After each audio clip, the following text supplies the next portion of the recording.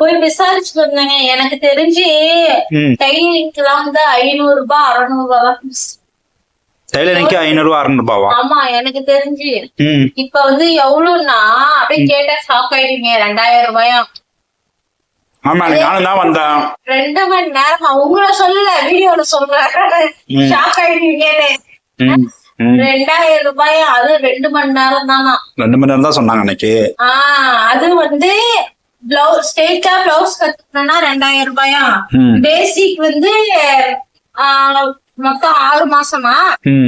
அதுல இருந்து ஃபர்ஸ்ட்ல இருந்து 5 மாசத்துக்கு வரைக்குமே இந்த பாவாடை, இன்ஸ்கர்ட், சுடிதார், டாப்பு, ஃப்ராகு இந்த மாதிரி எல்லாம் கத்து தருவாங்களாம் 5 மாசத்துக்கு.